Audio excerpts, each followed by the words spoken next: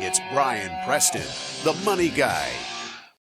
This is from Aaron. This actually comes from Facebook. He says, the cost of college may be hitting a tipping point, with some schools freezing tuition for a few years straight, Purdue being an example, and others even coming down, like Washington State. How should we look at inflation on college costs moving forward? Well, I think you have to be cautionary about it. I mean, because the inflation rates, we even did it for University of Georgia, because Daniel's a Bulldog, you're a Bulldog, I'm a Bulldog. We have just enough years spreading apart that we were able to calculate what historic inflation has been at University of Georgia, and it was 7% exactly.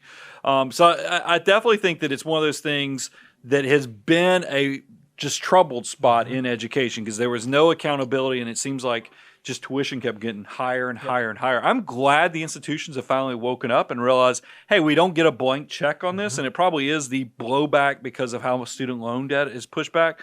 But I do think that in general you have to account for inflation. But instead of you putting it at zero, which is the trend it seems like we're headed right now, I'd put it like any other inflation. Do whatever you think. Is it 2%, 3%, 4%? Normal inflation, it will always be a component.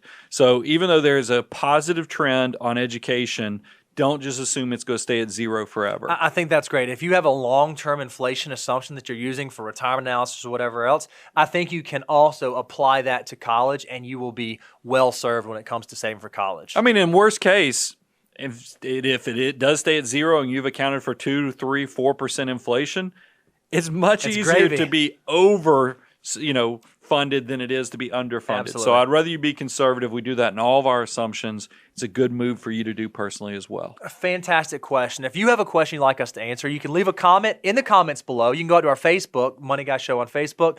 You can check out our Instagram, or you can go ask us a question on Twitter at Money Guy Podcast.